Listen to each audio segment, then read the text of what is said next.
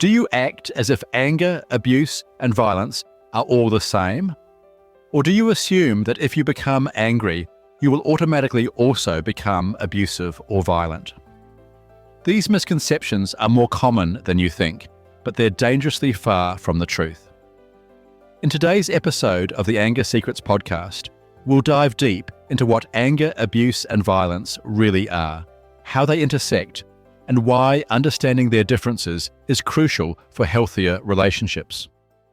You'll also discover the 5 main types of abuse, why emotional scars often cut deeper than physical ones, and how recognizing these truths can empower you to take responsibility and make meaningful changes in your life. This isn't just another conversation about anger. It's a roadmap to creating calmer, happier, and more respectful relationships. If you're ready to face these truths head-on and start transforming your life, don't miss this episode. It could change everything. Hello and welcome to episode 121 of the Anger Secrets podcast. I'm your host, Alistair Dews, and over the last 30 years, I've taught over 15,000 men and women how to control their anger, master their emotions, and build calmer, happier, and more respectful relationships.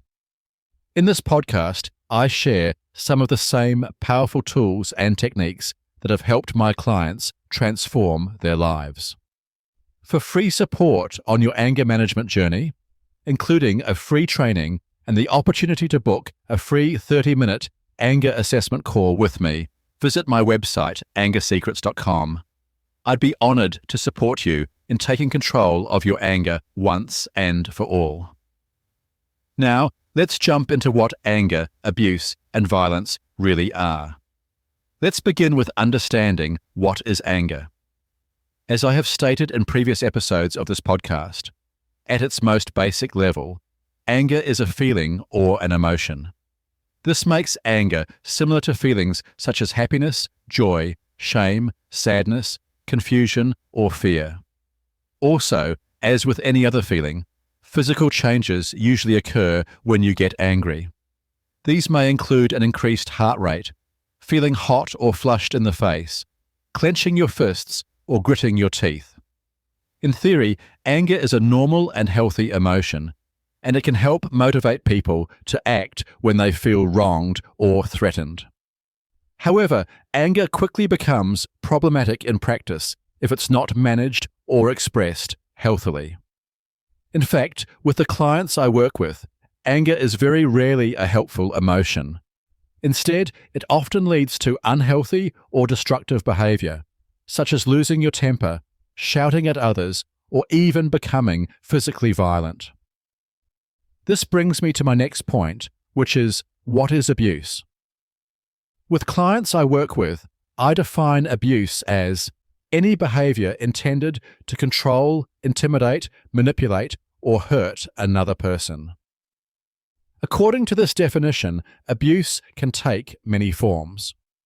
For example, in a relationship, the 5 most common types of abuse are verbal, emotional, psychological, physical, or sexual abuse. These forms of abuse often go hand in hand with anger, as when you get angry, you may often act in abusive ways, such as by yelling at, insulting, or degrading your partner.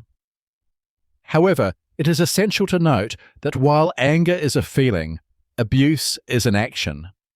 It is possible to feel angry at your partner and not act on it, and it is possible to act in abusive ways without being angry. Summarizing this episode so far, anger is an emotion and abuse is an action. Understanding this distinction is essential for recognizing and addressing unhealthy relationship patterns. Now, let's delve into what violence is and how it relates to anger and abuse. Again, with clients I work with, I define violence as any behavior intended to control, intimidate, manipulate, or hurt another person. You may notice that this definition is the same as the definition I have used for abuse. This is because I believe there is no difference between abuse and violence. Basically, abuse and violence are the same thing. Why is this?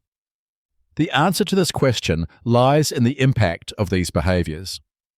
For example, I often ask people I work with to think about their childhood. Many of the people I work with have experienced abuse or violence as children. For example, many of my clients have witnessed arguments between their parents while growing up. They may recall one parent shouting at the other parent, belittling them, or telling them they are good for nothing, worthless, or hopeless. Many of these people have also experienced physical abuse as children. For example, they may have been hit by a parent, had things thrown at them, or been pushed or shoved. At these times, the abusive parent would usually also say cruel things to my clients, including words that hurt, embarrass, or humiliate them. When I discuss these events with my clients, I often ask them which had the most effect on them, the physical abuse they suffered or the emotional abuse. Almost always, the answer is emotional abuse. This is because emotional abuse often leaves deeper scars and causes more significant long-term effects than physical abuse. This is why I believe there is no real difference between abuse and violence. Essentially, they are the same thing: behavior intended to control, intimidate, manipulate, or hurt another person. I know that this may be hard to hear. For example, if you have acted in abusive ways, such as yelling at, insulting, or degrading your partner, you may not think of yourself as violent. But you may not be thinking about the effects of your abusive actions. These effects are likely to be as bad as, or worse than, the effects of physical violence. For this reason, if you have abused another person, whether it is verbal, emotional, psychological, physical, or sexual abuse, then, in my opinion, you have been violent towards them. It is essential to take responsibility for this violence. Accepting that you have been violent will allow you to seek help to change your behavior.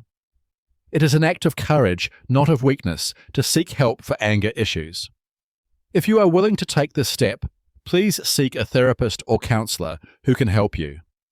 Or, as an alternative, my life-changing online program, The Complete Anger Management System, will teach you the skills you need to control your anger, master your emotions, and create healthier, more respectful relationships. You can find more details about this course by visiting my website, angersecrets.com. Remember, however, if you have acted in abusive ways in the past, you are not a bad person. Instead, you have probably learned some unhealthy ways of relating to other people, either from your upbringing or from patterns in the culture that you were raised in. Fortunately, you can change these patterns. With help, you can learn new, healthier ways of relating to others. You can eliminate abuse and violence from your life and create calmer, happier, and more respectful relationships that benefit everyone involved. Please take the first step today to change your behavior. Remember, it takes courage to seek help, but it is worth it. You deserve to create happy, healthy, and respectful relationships in your life. Okay, let's summarize what you have learned in today's episode. You have learned that anger is an emotion. Abuse and violence are actions. There are 5 main types of abuse in relationships, namely verbal, emotional, psychological, physical, and sexual abuse. The effects of emotional abuse can be as bad or worse than the effects of physical violence. And for this reason, I believe that there is no difference between abuse and violence. And if you have acted in abusive ways, it is essential to take responsibility for your behavior and seek help to change. This will allow you to create healthier, more respectful relationships in your life. Okay, that's all for today's episode on what is anger, abuse, and violence. If you found this episode helpful, please follow this podcast, head to your favorite podcast app, and leave a rating and review. This helps other people struggling with anger to find and benefit from this show. Remember, for free support on your anger management journey, including free training and the opportunity to book a free 30-minute anger assessment call with me, visit my website, angersecrets.com. Or, if you would like to control your anger once and for all, visit angersecrets.com/course to learn more about the complete anger management system. I look forward to helping you control your anger once and for all. Finally, remember, you can't control other people, but you can control yourself. I'll see you in the next episode. Take care. The Anger Secrets podcast is for general informational purposes only, and does not constitute the practice of counseling, psychotherapy, or any other professional health service. No therapeutic relationship is implied or created by this podcast. If you have mental health concerns of any type, please seek out the help of a local mental health professional.